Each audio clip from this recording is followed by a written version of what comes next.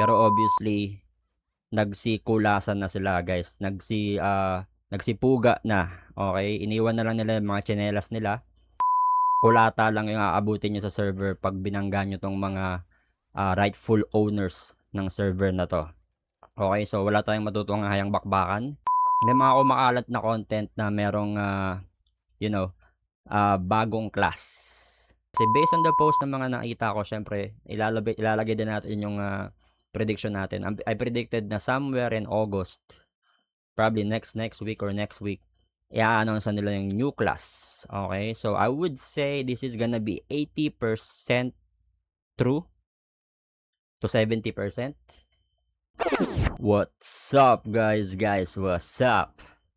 Issue boy Slime Gaming. Yes sir. So nandito tayo sa Mir4 Global Balitang Balita sa Radyong Sira. Update lang, two information na itatakal natin.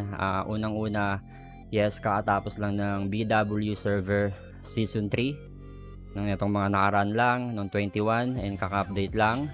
So alam na, matik na, moment of truth na after ng BW server. And 1 week ngayong darating na Sunday, magsisimula na yung Castle Siege. Hindi ko lang alam kung makakasalita at mapapakita natin yung pag-take or pagbawi ng castle ng BW11. So after the update, yung BW season is nag-convert na sa local server. So ang kinalabasan niya is Asia 42. Okay, so Asia 42 is owned or bid by Junos. So after ng BW, mag-open server na yung Season 3, naging Asia 42 na local server, and nandito na yung mga army nila Junos para kunin yung server na to. Okay?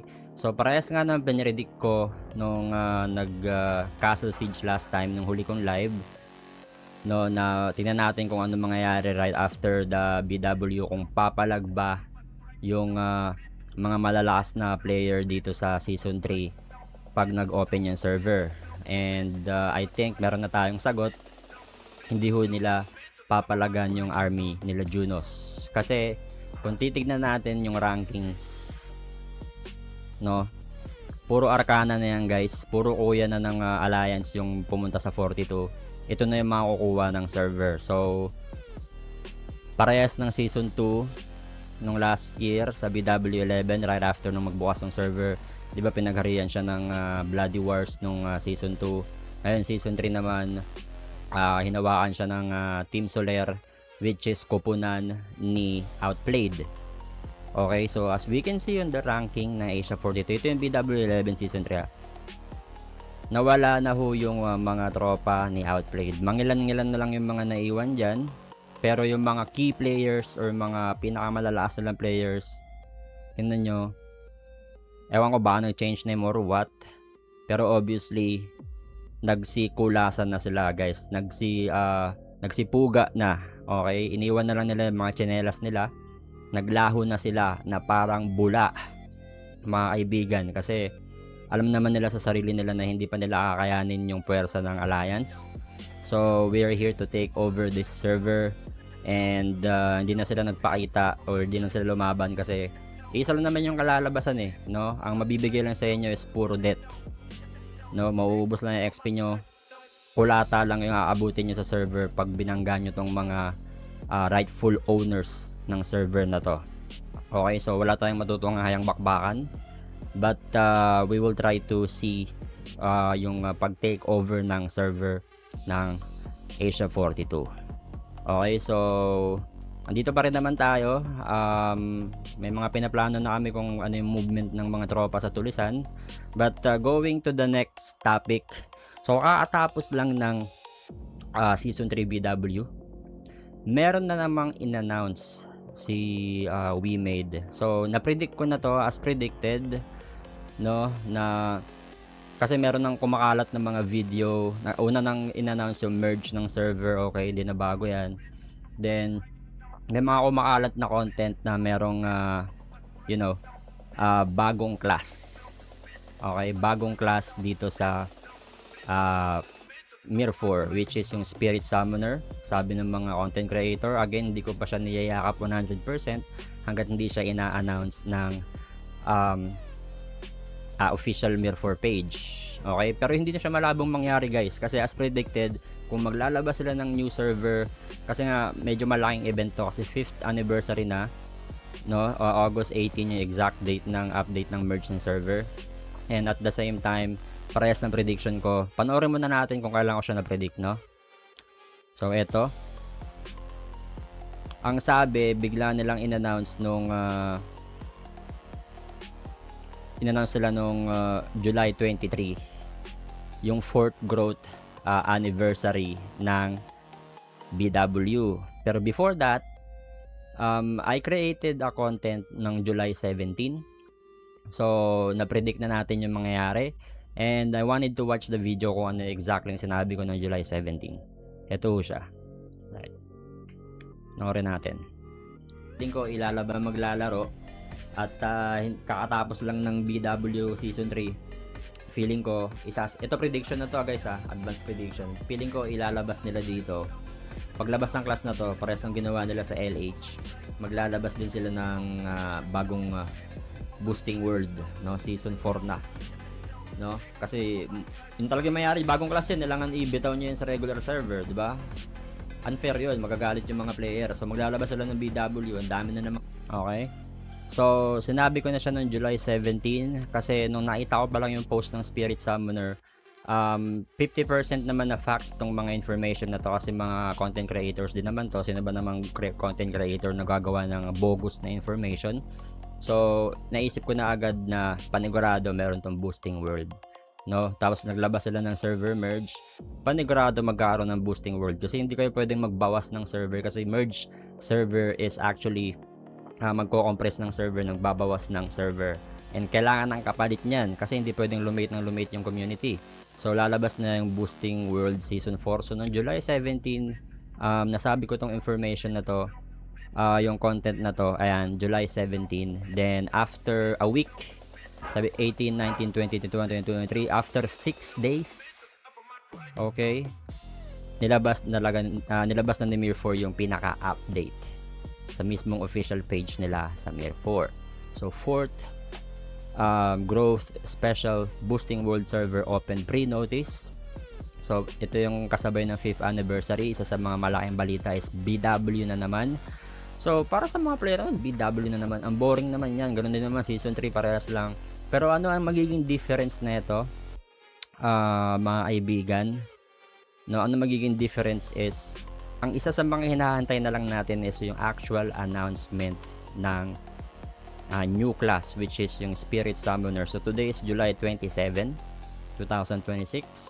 So probably by August or something around August, bago mag-18, magde-declare na sila if totoo yung prediction natin ng Spirit Summoner. Kasi based on the post ng mga nakita ko, syempre ilalagay din natin yung prediction natin. I predicted na somewhere in August, probably next week or next week, i-announce nila yung new class. Okay, so I would say this is gonna be 80% true to 70%, no? Hindi kasi ako nag-check ng mga advanced Mir 4 page, Korean Mir 4, kasi dun talaga madaming update na po in the future sa global is darating dito sa server natin. Advance na sila doon, pero hindi ako nag-check noon. I'm basing just on Facebook post or content informations, and sa Mir 4 page nila sa FB as well. So naging totoo yung prediction ng BW4. Now this is very urgent. Bakit nila ilalabas yung BW4 a month, or wala pa nga isang buwan simula nang na-dissolve yung server, or isang buwan, kasi 21 siya nag-open yung season 3. Then yung BW is, kailan ba nila sinabi to? Kailan to lalabas? August 18. Alright, as you can see on the banner. So sa August 18 lalabas yan ng 2026. O wala pang alos isang buwan. So 3 days bago mag 1 month nung nasarado yung BW3. Ngayon may season 4 naman. This is sobrang bilis, no? Isang buwan lang. Di man lang pinahinga yung player. Mga player na galing sa BW. Now, what's the reason behind it? Kung ikaw ay developer ng Mir 4 or WeMade, ba't ka maglalabas ng season 4? Bakit tatangkilikin Bakit maglalaro yung mga player ng Season 4 for just this very exact reason? Now, the reason for me is, kung ano yung iniisip ko, is kasi may darating na bagong class, plus 5th anniversary. So, para mabuo yung puzzle, kailangan nilang ilabas yung new class, which is yung Spirit Summoner, no? Para siyang spell type na character kung titignan natin siya. No, pwede nyo panoorin yung video na pinost ko sa TikTok. Okay, so yun na lang yung aantayin natin. So Spirit Summoner naman yung aabangan nating i-announce ng Mir 4. Hindi na malabong mangyari yan. Then merong mga kubakalat na information about, nakita ko na naman ng post na ito ng couple days ago, Mir 4 2.0. Feeling ko hindi na talaga nila i-release yung Mir 5 this year. Okay, kasi merong mga nakita kong post ng mga content creators na Mir 4 2.0. What the hell is Mir 4 2.0, guys? So it's gonna be the difference between the current Mir 4 that we have versus the Mir 4 2.0. Same information, same title, Mir 4, pero 2.0. Kasi pag sinabing 2.0, ibig sabihin level up siya na version ng current Mir 4. So mas gaganda, mas lulupit ba? Or if I'm not mistaken, it's gonna be announced ngayon, darating 5th na 5th anniversary ngayong August, along with the new class. No, it's either ilalabas niya yung new class ng August 18, or ilalabas nila yung new class ng August 18 along with the newest update ng Mir 4, which is 2.0. So tara, saksihan at tunghayan natin yung mga mangyayari dito sa Mir 4. Napakainit, ang daming nangyayari, ang daming controversial na information dito sa Mir 4. Tara, subaybayan natin, guys. By the way, please follow my Facebook page sa ng Mir 4 Facebook page ko. Search nyo lang Slime Gaming sa FB. Please, yung mga tao sa TikTok, pasupport ng Facebook page natin, guys. See you on the next recording. Issue boy, Slime Gaming. Okay, let's go.